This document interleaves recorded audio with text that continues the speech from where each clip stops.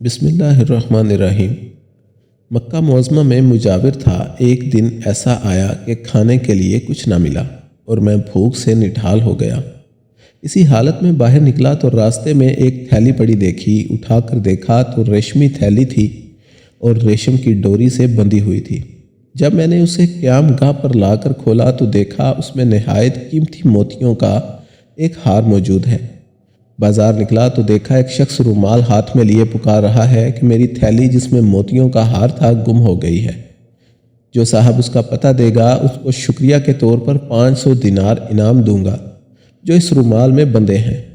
پھر آپ فرماتے ہیں میں اس شخص کو اپنے گھر لے آیا اور تھیلی نکال کر اس کے حوالے کی۔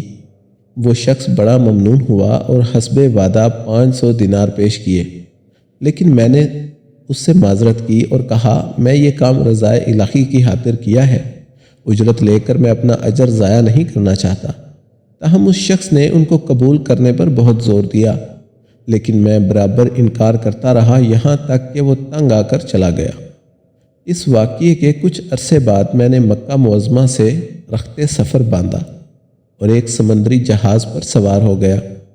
بدقسمتی سے راستے میں طوفان آ گیا اور جہاز ایک چٹان سے ٹکرا کر پاش پاش ہو گیا۔ میرے سوا سب مسافر ڈوب گئے۔ میرے بچنے کی یہ صورت ہوئی کہ تختہ میرے ہاتھ آ گیا اور میں اس پر بیٹھ گیا۔ بہتا بہتا ایک جزیرے کے ساحل تک پہنچ گیا۔ اس نے اتفاق یہ ہوا کہ اس جزیرے کے باشندے مسلمان تھے۔ میں وہاں کی مسجد میں ٹھہر گیا۔ لوگوں نے مجھ سے حال دریافت کیا تو میں نے ان کو سارا واقعہ بیان کر دیا۔ لوگ یہ سن کر بہت متاثر ہوئے اور میرے ساتھ نہایت اچھا سلوک کیا گیا۔ بہت سے لوگ مجھ سے قرآن کریم کی تعلیمات حاصل کرنے آنے لگے اور اپنے بچوں کو بھی قرآن کی تعلیمات کے لیے میرے پاس بھیجنے لگے۔ تھوڑی ہی مدت میں یہ لوگ مجھ سے بے حد مانوس ہو گئے اور مجھے اپنا مرشد سمجھنے لگے۔ اس کے علاوہ وہ مجھے کافی مالی امداد بھی دیتے تھے اور دوسری کئی قسم کی خدمات کرنے سے بھی گریز نہ کرتے تھے۔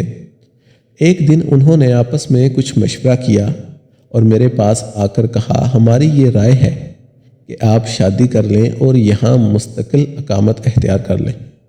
میں نے کہا جیسے آپ لوگوں کی خوشی۔ چنانچہ انہوں نے بتایا کہ ہمارے یہاں ایک مالدار یتیم لڑکی ہے، ہمارے خیال میں اس کے لیے آپ سے بہتر شوہر ملنا مشکل ہے۔ اگر آپ رضامند ہوں تو آپ کا نکاح اس سے کر دیں۔ میں نے رضامندی کا اظہار کیا اور میرا اس لڑکی سے نکاح ہو گیا۔ جب میں نے خلوت میں اپنی بیوی کو دیکھا تو یہ دیکھ کر حیران رہ گیا کہ وہی تھیلی والا ہار اس کے گلے میں پڑا ہے۔ دریافت کرنے پر معلوم ہوا کہ یہ لڑکی اسی حاجی کی بیٹی ہے جسے میں نے محض اللہ کے لیے ہار واپس کر دیا تھا۔ لوگوں نے مجھے بتایا کہ جب اس لڑکی کا باپ حج سے یہاں واپس آیا تھا تو اپنے قیمتی ہار کے گم ہونے اور پھر اس کے مل جانے کا واقعہ اکثر بیان کیا کرتا تھا۔ کہا کرتا تھا کہ جس شخص نے مجھے یہ ہار واپس دیا ہے ایسا بے نفس آدمی میں نے دنیا میں نہیں دیکھا۔ پھر وہ یہ دعا کیا کرتا تھا کہ کاش اس کی مجھ سے یہاں ملاقات ہوتی تو میں اپنی لڑکی کا نکاح اس سے کرتا۔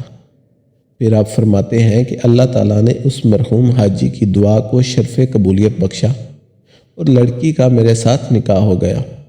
اللہ پاک نے اس بیوی سے مجھے اولاد بھی نوازی۔